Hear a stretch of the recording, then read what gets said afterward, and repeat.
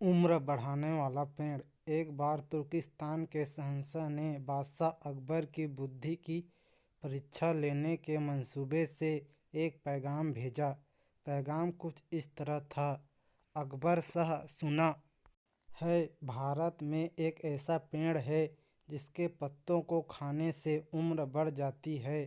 हमारी गुजारिश है कि हमें उस पेड़ के कुछ पत्ते जरूर भिजवाएं। यह पैगाम लेकर तुर्किस्तान के शहंशाह का दूत और कुछ सिपाही अकबर के पास पहुँचे थे। पैगाम पढ़कर अकबर सोच में पड़ गए। फिर उन्होंने बीरबल को बुलाकर सलाह मशवरा किया। अंत में बीरबल की सलाह मानकर अकबर ने तुर्किस्तान से आए दूत को सिपाहियों सहित एक सुदृढ़ किले में कैद करवा दिया। वहां उनके खाने पीने का यथोचित प्रबंध किया गया।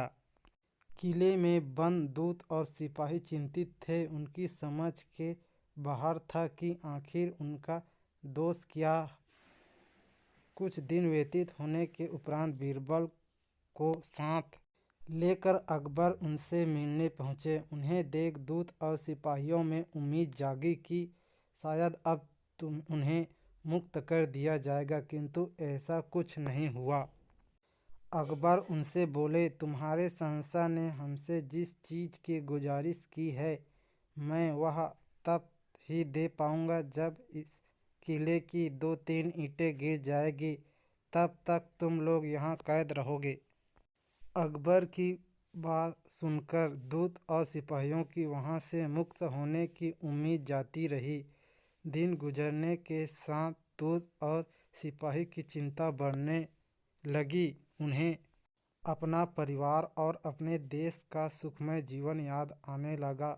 किले से निकलने का कोई रास्ता न देख वे दिन भर ईश्वर की प्रार्थना में लीन रहते। वे ईश्वर से कहते, ईश्वर हमें इस कैद से मुक्त कराइए। कब तक हम इस तरह यहाँ बंद रहेंगे। हमें अपने देश, अपने परिवार के पास जाना है। तू सर्वे सर्वा है। कुछ चमत्कार कर हमें यहाँ से बाहर निकाल।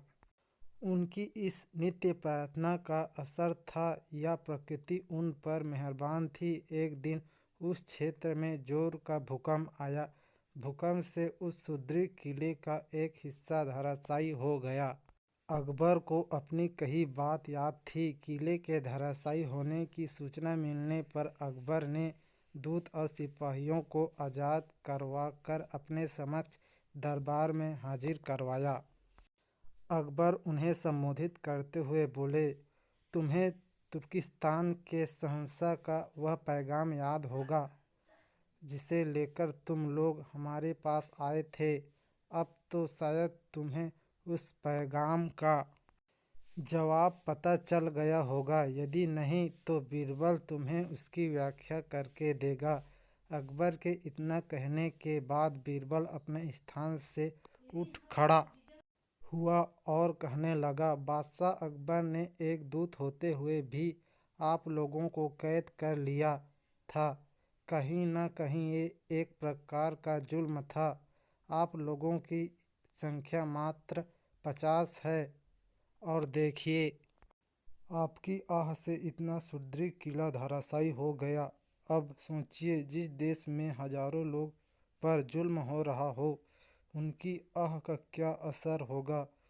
क्या वहाँ के बादशाह की उम्र बढ़ेगी? नहीं, इन आहों के प्रभाव से उनकी उम्र तो घटती चली जाएगी और वह देश पतन के कगार पर पहुँच जाएगा। इसलिए तुम्हारे शहंशाह से कहना कि प्रजा की उत्थान और भलाई के लिए कार्य करना, उनकी रक्षा करना, उन पर अत्याचार न करना ही आयु वर्धक वृक्ष है। अन्य बातें मिथ्या है। तुर्किस्तान के शहंशाह के दूत और सिपाहियों ने जब तुर्किस्तान पहुंचकर ये बात अपने शहंशाह को बताई तो उनकी आंखें खुल गई। वे अकबर के कायल हो गए। इस तरह बीरबल की अक्लमंदी से अकबर तुर्किस्तान के शहंशाह के द्वारा ली गई बुद्धि की परीक्षा में सफल हो सके।